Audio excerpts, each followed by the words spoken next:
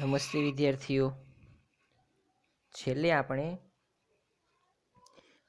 વિષય બીએમાં જે ધંધાકીય મૂડીના પ્રાપ્તિ સ્થાનો છે તેનો અભ્યાસ કરી રહ્યા હતા.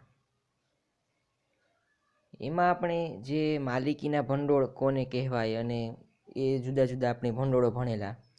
પછી ઉછીના ભંડોળો પણ આપણે જુદા જુદા ભણેલા કે ઉછીના ભંડોળ કોને કહેવાય. માલિકીના ભંડોળમાં ઇક્વિટી શેર, પ્રેફરન્સ શેર અને નફાનું પુનઃરોકાણ ભણેલા. અને જે ઉછીના ભંડોળ હતા, બરાબર, ઉછીનું નાણું, એમાં આપણે ડિબેન્ચર જોયેલું. ડિબેન્ચરના લક્ષણો એની આપણે ચર્ચા કરી હતી. અને હવે આપણે ડિબેન્ચરના પ્રકારો એના વિશે ભણવાનું છે. તો હવે જુઓ, ડિબેન્ચર મેં અગાઉ પણ તમને કીધેલું કે ડિબેન્ચર એ ખૂબ જ ઉપયોગી તમારા માટે છે. તમારે ક્યાંક માનો કે નોકરી કરવી હોય તો પણ તમારે ડિબેન્ચર તો એનો અભ્યાસ તમારે કરવો જ પડશે, કારણ કે ક્યાંક નોકરી કરવા જશો. હવે માનો કે તમે કોઈ ઇન્વેસ્ટર હોય, તમારી પાસે પૈસા હોય અને તમારે કોઈ યોગ્ય માધ્યમમાં એ રોકાણ કરવું હોય તો ત્યાં પણ જો તમે ડિબેન્ચર વિશે ઘણું બધું જાણતા હોય તો ડિબેન્ચર તમે ખરીદીને એમાં રોકાણ કરીને એ આવક પણ મેળવી શકો છો.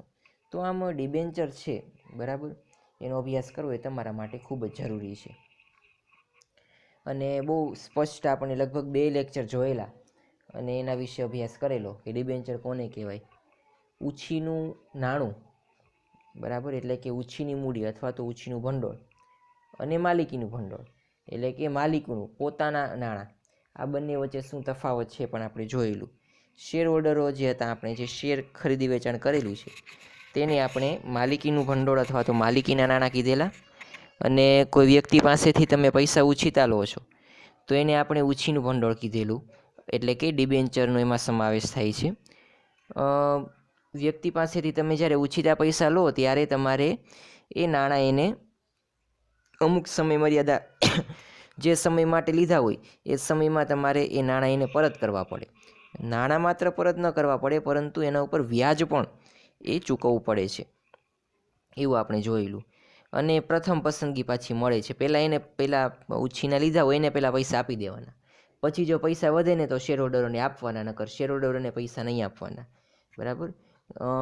બહુ આપણે સ્પષ્ટ પ્રેક્ટિકલ ઉદાહરણ, વિદ્યાર્થીનું જે ઉદાહરણ લઈને આપણે સમજાવેલું. હવે આપણે ટાઈપ્સ ઓફ ડિબેન્ચર્સ, ડિબેન્ચરના પ્રકારો એ આપણે ભણવાના છે. તો પેલું આપેલું છે સિક્યોર ડિબેન્ચર્સ, એટલે કે સલામતીવાળા અથવા તો તારણવાળા ડિબેન્ચરો. તો હવે જુઓ, સલામતીવાળા કે તારણવાળા ડિબેન્ચર કોને કહેવાય? તો શબ્દોમાં જ એ તમને આપી દીધું છે કે તારણવાળા ડિબેન્ચર અને સલામતીવાળા ડિબેન્ચર એ શું છે. કે જેના ઉપર એ કંઈક ગીરવે મૂકવામાં આવેલું હોય અથવા તો કંઈક તારણ રજૂ કરવામાં આવેલું હોય.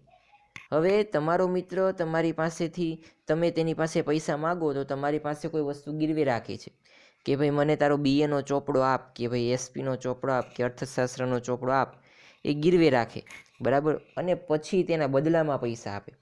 તો આ ઉછીનું નાણું છે, બરાબર, એટલે કે ડિબેન્ચર, એને કહેવામાં આવશે તારણવાળા ડિબેન્ચર, બરાબર. આમનામ ડિબેન્ચર આપ્યા નથી, એના ઉપર સિક્યોરિટી એટલે કે તારણ એ રજૂ કરવામાં આવેલું છે. તો આ સલામતી એટલે કે સલામતીવાળા ડિબેન્ચર અથવા તો સિક્યોર ડિબેન્ચર અથવા તો તારણવાળા ડિબેન્ચર. પછી છે રૂપાંતરણીય ડિબેન્ચર. હવે જો રૂપાંતરણીય ડિબેન્ચર છે, બરાબર, એ શું છે? તો કે જ્યારે તમે કોઈ ડિબેન્ચર ખરીદો તો તેની બદલામાં તમને ડિબેન્ચર જ્યારે પરત મળશે તો એની બદલામાં તમને ડિબેન્ચરની રકમ નહીં આપવામાં આવે, પરંતુ શેર આપવામાં આવશે, બરાબર. આવી જોગવાઈ હોય, એટલે કે ડિબેન્ચરનું શેરમાં રૂપાંતર કરવામાં આવશે. હવે તમારા ઉદાહરણ દ્વારા સમજીએ તો તમારો મિત્ર જેની પાસેથી તમે પૈસા ઉછીતા લીધા છે એ તમને એવું જણાવે કે ભાઈ હું તને પૈસા પાછા નહીં આપું, બરાબર. એટલે કે પૈસા આપણે આપણા મિત્ર પાસેથી લીધા હોય તો આપણે એને જે ઉછીતા પૈસા એ પાછા નહીં આપવાના, પરંતુ આપણે એને રિસેસમાં આપણે એને નાસ્તો કરાવી દેવાનો, બરાબર. આવું આપણે કરીએ. તો જુઓ, તમારા જે ઉછીનું નાણું હતું એનું તમે નાસ્તામાં રૂપાંતર કરી નાખેલું અહીંયા એવું જ છે, ડિબેન્ચર જ્યારે પરત કરવાના થાય બરાબર, ત્યારે ડિબેન્ચરના નાણાં એટલે કે રકમ પૈસામાં નહીં આપવામાં આવે, પરંતુ તેના શેર આપવામાં આવશે, બરાબર ને. તો આને કહેવાય છે રૂપાંતરણીય ડિબેન્ચર, એટલે કે જેનું રૂપાંતર થઈ શકે. કેમાં થઈ શકે? તો શેરમાં. પછી આપેલું છે બિન રૂપાંતરણીય ડિબેન્ચર, બરાબર. એનું શેરમાં રૂપાંતર કરવામાં આવતું નથી. જે સમયગાળા માટેના ડિબેન્ચર હોય એ સમયગાળો પૂરો થાય એટલે તમારી નાણાં છે, પૈસા છે, એ તમારે પરત કરી દેવા પડે. એનું રૂપાંતર એ શેરમાં થઈ શકતું નથી. હવે તમારો મિત્ર કે ભાઈ નહીં, હું નાસ્તો નહીં કરું, મને તો રોકડા જ પૈસા આપવાના તમારે, તો તમે જેટલા પૈસા તેની પાસેથી લીધા હોય એ પૈસા તમારે એને રોકડા આપવા પડે. તો આ રીતે એ રૂપાંતરણીય અને બિન રૂપાંતરણીય ડિબેન્ચર એટલે કે કન્વર્ટિબલ અને નોન કન્વર્ટિબલ ડિબેન્ચર એ બે પ્રકાર જોયા. અને એક કે સલામતીના ડિબેન્ચર એટલે કે તારણવાળા ડિબેન્ચર. તો આ રીતે તમને ABC કરીને 3 એ ડિબેન્ચરના પ્રકારો આપેલા છે. પેલું આપેલું છે સલામતીવાળા ડિબેન્ચર. જે ડિબેન્ચરની કુલ રકમ સામે કંપનીએ પોતાની કેટલીક મિલકતો એ ગીરો મૂકેલી હોય તેવા ડિબેન્ચરને તારણવાળા કે સલામતીવાળા ડિબેન્ચર કહેવાય. હવે કંપની એ જ્યારે જાહેર જનતા પાસેથી પૈસા ઉછીતા માગે એટલે કે ડિબેન્ચર બહાર પાડે, ત્યારે તે પોતાની મિલકત ગીરવે મૂકી દે કે જો મારી તેવડ નહીં હોય પૈસા આપવાની તો મારી મિલકત વેચીને તમને પૈસા આપી દઈશ, બરાબર ને. આવી એક જાહેરાત એ કંપની કરે છે કે જો હું તમને પૈસા ન આપી શકું તો હું મારી મિલકત ગીરવે મૂકું છું, એ મિલકત હું વેચીને પણ તમને પૈસા આપી દઈશ, બરાબર ને. આ આખીની વ્યાખ્યા છે કે સલામતીવાળા ડિબેન્ચર કોને કહેવાય? તો જો ડિબેન્ચરની કુલ રકમ સામે કંપનીએ પોતાની કેટલીક મિલકતો ગીરવે મૂકેલી હોય તો તેવા પ્રકારના ડિબેન્ચરને તારણવાળા કે સલામતીવાળા ડિબેન્ચર કહેવામાં આવે છે. હવે ગીરો મૂકેલા આ મિલકતોમાં કંપની એનો ઉપયોગ કરી શકે છે, એટલે કે તેના પર તરતો બોજ ઊભો કરવામાં આવે. હવે જો એનો અર્થ એવો નથી કે ભાઈ ડિબેન્ચર હોલ્ડર હોય મિલકત એના ઘરે લઈ જશે, મિલકતનો ઉપયોગ તો કંપનીએ કરવાનો જ છે, પરંતુ એના ઉપર તરતો બોજ છે. હવે જુઓ, મકાન ઉપર માનો કે તમે લોન લીધેલી હોય, બરાબર, એ લોન એક પ્રકારનું ડિબેન્ચર જેવું જ છે, લોન લીધી હોય તો એનો અર્થ એવો નથી કે મકાને બેંકના હસ્તક થઈ જાય. મકાનનો ઉપયોગ તો તમારે કરવાનો જ છે, પરંતુ એના ઉપર એક પ્રકારનો બોજ ઊભો કરવામાં આવે. એટલે કે જો તમે પૈસા ન ભરો લોનના તો તમારે મકાન ખાલી કરી દેવું પડે. તો આ છે સલામતીવાળા ડિબેન્ચર. બીજું આપેલું છે રૂપાંતરણીય ડિબેન્ચર. જે ડિબેન્ચરનું નિશ્ચિત સમયે શરતોને આધીન રહીને શેરમાં રૂપાંતર, સંપૂર્ણ રૂપાંતર અથવા તો અંશતઃ રૂપાંતર થઈ શકે છે તેને રૂપાંતરણીય ડિબેન્ચર કહેવામાં આવે છે. હવે જુઓ, હમણાં મેં વાત કરી એમ કે ભાઈ તમે તમારા મિત્ર પાસેથી પૈસા ઉછીતા લીધા હોય અને તમે એને પૈસા ઉછીતા જે લીધેલા એ પરત આપવાને બદલે એને નાસ્તો કરાવી દો, બરાબર. તો આ એક પ્રકારનું એવું જ છે. અહીંયા ડિબેન્ચર છે એનું શેરમાં રૂપાંતર કરવામાં આવે. જ્યારે ડિબેન્ચર પરત કરવાનો સમય આવે, જે સમય મર્યાદા આપી હોય 5 વર્ષ કે 10 વર્ષ, તો ત્યારે એનું શેરમાં રૂપાંતર કરવામાં આવે, એટલે કે તેને તેના શેર આપવામાં આવે, બરાબર ને. એના નામે જેટલા ડિબેન્ચર હોય એટલી રકમના શેર એ તેના નામે કરવામાં આવે. તો આને કહેવામાં આવે છે એ રૂપાંતરણીય ડિબેન્ચર.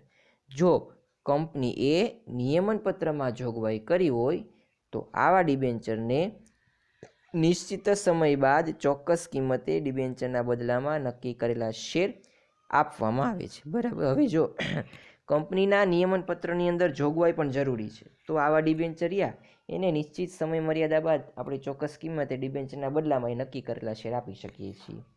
પરંતુ આ માટે એ કંપનીના નિયમનપત્રની અંદર જોગવાઈ હોવી જરૂરી છે. તો પેલું આપણે જોયું સલામતીવાળા ડિબેન્ચર, બીજું જોયું રૂપાંતરણીય ડિબેન્ચર, અને ત્રીજું જોવાનું છે બિન રૂપાંતરણીય ડિબેન્ચર. જે આવા ડિબેન્ચરોનું ઇક્વિટી શેરની અંદર રૂપાંતર કરવામાં આવતું નથી, તેઓએ નિશ્ચિત સમયે અને શરતોએ ડિબેન્ચરના નાણાં પરત કરવા પડે. જે સમય નક્કી કરવામાં આવ્યો હોય, બરાબર, એ સમયે અને શરતોને આધીન રહીને ડિબેન્ચરના નાણાં છે એ પરત કરવાના થાય છે, બરાબર. અહીંયા તમારે કોઈ પણ જાતનું ઇન્વેસ્ટમેન્ટ એ કરવાનું નથી, એટલે કે શેર એ સ્વીકારવાના નથી, પરંતુ નાણાં એ તમને જે સમય મર્યાદા આપી હોય તે સમય મર્યાદામાં તમને પરત કરવામાં આવશે. તો આ રીતે બિન રૂપાંતરણીય ડિબેન્ચર એ જોવા મળે છે. આમ સલામતીના ડિબેન્ચરો, રૂપાંતરણીય ડિબેન્ચરો અને બિન રૂપાંતરણીય ડિબેન્ચરો, એમ 3 પ્રકારો છે એ ડિબેન્ચરના, એટલે કે ટાઈપ્સ ઓફ ડિબેન્ચર જોવા મળે છે. બરાબર. તો આ ડિબેન્ચરના પ્રકારો હતા. ત્યાર પછી તમને બીજું આપેલું છે, એટલે કે જે આપણે ઉછીના ભંડોળ અથવા તો ઉછીનું નાણું ભણીએ છીએ એમાં પેલું જોયેલું ડિબેન્ચર, કે કંપની એ ડિબેન્ચર બહાર પાડીને એ જાહેર જનતા પાસેથી એ ઉછીના નાણાં મેળવી શકે છે. હવે બીજું આપેલું છે બોન્ડ. બરાબર. બોન્ડ કોને કહેવાય? તો બોન્ડ શબ્દથી લગભગ તમે કોઈ પરિચિત નહીં હો, પરંતુ હવે વારંવાર એ તમારે કોમર્સની અંદર શેર છે, ડિબેન્ચર છે, બોન્ડ છે, રોકડ નાણું, આવા અલગ અલગ જે ટર્મિનોલોજી જેને કહી શકાય શબ્દો છે એ ભણવાના આવશે.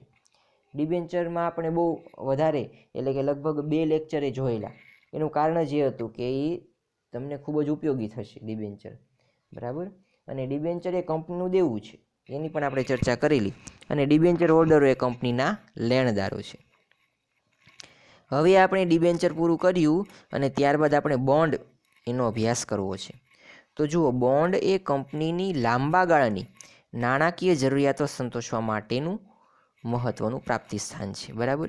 કંપનીને લાંબા ગાળે, એટલે કે બહુ લાંબા સમય સુધી એ જો પૈસાની જરૂરિયાત હોય તો તેના માટેનું એક મહત્ત્વનું પ્રાપ્તિ સ્થાન છે. બોન્ડ એ કંપની માટે ઉછીની મૂડી છે. હમણાં જ આપણે વાત કરી જે રીતે ડિબેન્ચર એ કંપની માટે ઉછીના નાણાં છે, એ રીતે બોન્ડ એ પણ કંપની માટે ઉછીની મૂડી છે, કંપનીનું દેવું છે. અને બોન્ડ હોલ્ડરો એ કંપનીના લેણદારો, જે રીતે ડિબેન્ચરમાં જોવા મળે છે એ જ રીતે. મેં એમ કીધું હતું કે ડિબેન્ચર એ કંપનીનું દેવું છે, તો અહીંયા પણ બોન્ડ એ કંપનીનું દેવું છે. મેં એમ કીધું હતું કે ડિબેન્ચર એ કંપનીની ઉછીની મૂડી છે, તો અહીંયા બોન્ડ એ પણ કંપની માટે ઉછીની મૂડી છે. અને મેં એવું પણ કીધેલું કે ડિબેન્ચર હોલ્ડરો એ કંપનીના લેણદારો છે, તો અહીંયા પણ જે બોન્ડ હોલ્ડરો છે એ પણ કંપનીના લેણદારો છે. હવે ડિબેન્ચર છે ટૂંકા કે લાંબા ગાળા માટે બહાર પાડવામાં આવતા હોય, અને બોન્ડ છે એ હંમેશા લાંબા ગાળા માટે બહાર પાડવામાં આવતો હોય છે. અહીંયા પણ તમારે નિશ્ચિત દરે અને સમય એ વ્યાજ ચૂકવવાનું આવે છે, અને પેલામાં પણ તમારે નિશ્ચિત સમય અને દરે એ વ્યાજ ચૂકવવાનું થતું હોય છે. બોન્ડ મૂળ કિંમત સામાન્ય રીતે ડિબેન્ચર કરતાં વધારે હોય છે. હવે બોન્ડની જે કિંમત હોય છે ડિબેન્ચર કરતાં પ્રમાણમાં વધારે હોય છે. તે મોટે ભાગે સરકાર, મ્યુનિસિપલ કોર્પોરેશન તથા કંપની દ્વારા બહાર પાડવામાં આવે છે. બોન્ડ જે નામથી બહાર પાડવામાં આવ્યા હોય તે નામથી ઓળખવામાં આવે છે. સરદાર સરોવર બોન્ડ. હવે જુઓ, ડિબેન્ચરમાં તો કાંઈ એવું નથી કે ભાઈ માત્ર ટકાવારી દર્શાવવામાં આવે કે 10% ડિબેન્ચર અથવા તો 15% ડિબેન્ચર કે 20% ડિબેન્ચર. પણ બોન્ડ હોય છે ને એ જેણે બહાર પાડ્યા હોય ને એના નામ બતાવવામાં આવે. બરાબર. હવે મોટે ભાગે મ્યુનિસિપાલિટી છે, મ્યુનિસિપલ કોર્પોરેશન છે, સરકાર છે કે એવી જાહેર કંપનીઓ છે એના દ્વારા બહાર પાડવામાં આવતા હોય. અહીંયા તમને ઉદાહરણ પણ સરસ આપેલું છે કે સરદાર સરોવરના બોન્ડ હોય તો એને એ જ રીતે કહેવામાં આવે કે ભાઈ સરદાર સરોવરના બોન્ડ, એ જેના દ્વારા બહાર પાડવામાં આવેલા હોય તેનું જ નામ એ અહીંયા દર્શાવવાનું થાય છે. તો આ રીતે એ બોન્ડ જોવા મળે છે. બોન્ડ ચોક્કસ મુદત માટેના હોય છે. સરકાર કે કંપનીઓને મોટી યોજનાઓ હાથ ધરવી હોય ત્યાં મોટી રકમની લાંબા ગાળાની જરૂરિયાતો સંતોષવા માટે બોન્ડ છે એ વધારે અનુકૂળ છે. બરાબર. કે સરકારને એ જ્યારે લાંબા ગાળાની પોતાની નાણાંની જરૂરિયાતો સંતોષવી હોય, એટલે કે લાંબા ગાળા સુધી એને નાણાંની જરૂરિયાત રહેતી હોય, બરાબર, તો એ બોન્ડ બહાર પાડે છે. એ બોન્ડ એના માટે વધારે અનુકૂળ છે. પછીનું આપેલું છે જાહેર થાપણો, એટલે કે પબ્લિક ડિપોઝિટ, પરંતુ એ આપણે આની પછીના લેક્ચરમાં કરીશું. તો આજનો લેક્ચર છે આપણે અહીંયા સુધી રાખીએ છીએ. તમારી હોમવર્કમાં એ જે ડિબેન્ચરના પ્રકારો આપણે જોયેલા, રૂપાંતરણીય, બિન રૂપાંતરણીય અને તારણવાળા ડિબેન્ચરો, આ 3 પ્રકારો આપણે જોયેલા. તો આ 3 પ્રકારો છે એ તમારે એક વખત એ હોમવર્કમાં લખીને મોકલાવાના છે.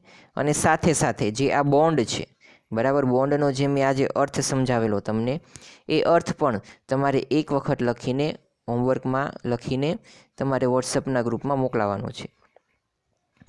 તો આજનો લેક્ચર છે આપણે અહીંયા સુધી રાખીએ છીએ. હવે આપણે જ્યારે નેક્સ્ટ લેક્ચરમાં મળીશું, બરાબર, ત્યારે આની પછીનો મુદ્દો એની ચર્ચા કરીશું. બરાબર. તો હોમવર્ક એ તમે મોકલાવી દેજો અને આજનો લેક્ચર અહીંયા સુધી રાખીએ.